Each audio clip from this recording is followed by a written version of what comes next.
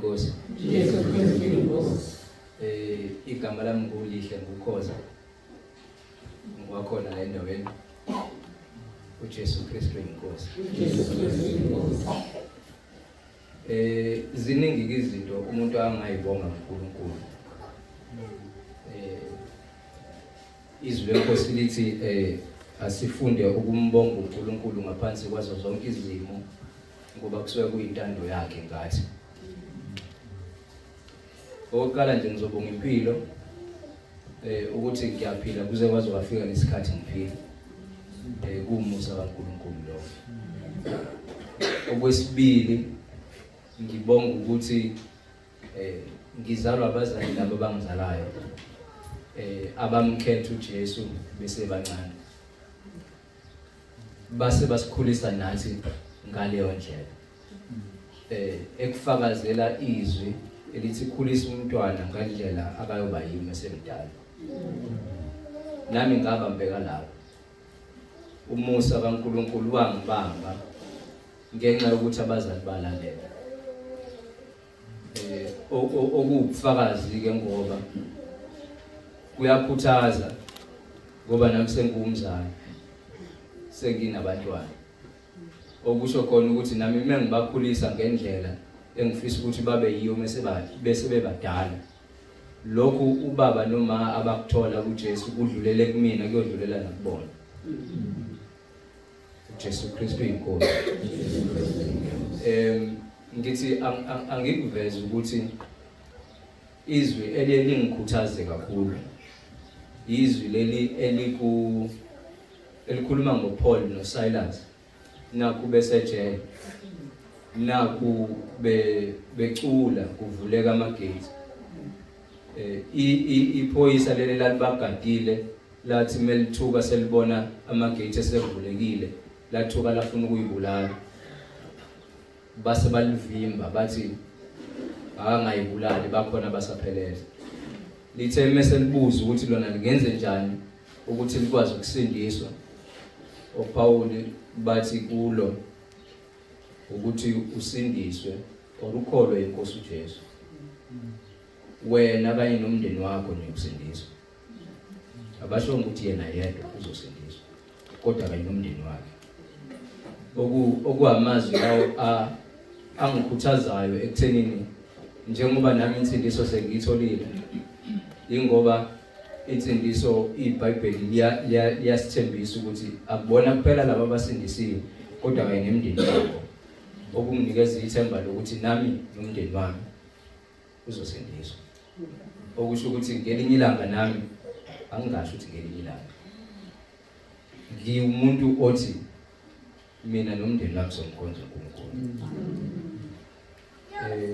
Okugcina kwasala kancane ukuthi ngiye koconcerta kuma mediums angaphansi abantu abangasele kwasala kancane. Into yangenza ukuthi ngingayi imfundiso engakhula ngaphansi kwayo ngoba ngathi ngithola iseluleko sokuthi angihambe ngiyobuza. Umbuzo wabakhona enhlizweni yami kwawukuthi uma bengase bethi kushode umuntu hamba uyokwenza ukuthi nokuthi nokuthi. Ngase ngiyibuza mina ukuthi mangase besho njalo ngiyokwenza phela ekhaya.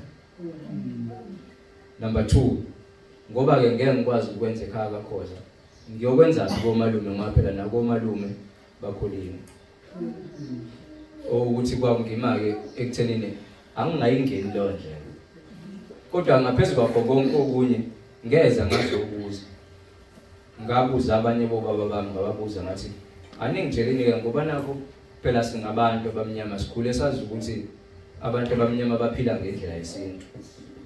Bayahlaba benza konke. Kwenzakalani ukuthi la ekhaya kaKhoza singahlabi singenze lutho.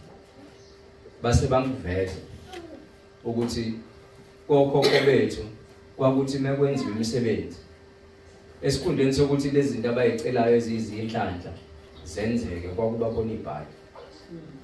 Kwakuba khona nje ibhadi liba khona eliphumayo emva kwalowo msebenzi wokucela lokho ababekucela.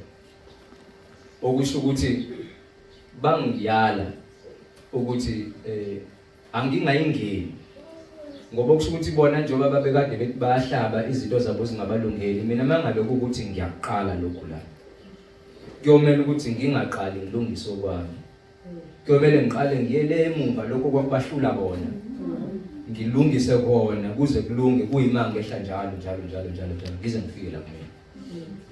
Okuyibonayo ukuthi it's a mission impossible leyo. Impilo yami okuchaza ukuthi yobe lokhu ibuyela emumva, yilokho ngithi ngizama ukulungisa izinto engingazazi. Ngizama ukuthini? Ngithi ngiyambonga uNkulunkulu owangena ekhaya kaKhoza. Ngoba njengoba sikhonza nje namhlanje uNkulunkulu usiphila umusa. Sisemagcekeni abaKhoza. La ukuthi khona mekwenziwa khona lezi zinto lezi kube khona amabhadi aqhungayo. Futhi isonto selijikela zelama. Ngoba phela manje kushuthi uNkulunkulu usiyazibonakalisa ukuthi yini akayivimba ngalesi sikhathi. Engikhulekayo ukuthi njengoba uJesu Kristu eyinkosi siqhubeke ngingasakhulumeli-ke abaKhoza kuphela kodwa ngiyikhulumela mina ukuthi lokhu uNkulunkulu akakuqalile kube ukuthi umsebenzi abawufezayo. Ngoba uma ufunda I think Ephesians 2 verse 13 ukhuluma ngokuthi uNkulunkulu lo osebenza kunina ukuthi nithande niphinde futhi nenze lokho kumthokozisayo uNkulunkulu. Okuchaza ukuthi ngamanye amazwi njengoba ngimile la angisukumeli mina, ngisukuma ngoba ngiphushwa yilokhu uNkulunkulu akakufakile kumina, ngoba uyena osebenza kumina. uJesu Kristu inkosi.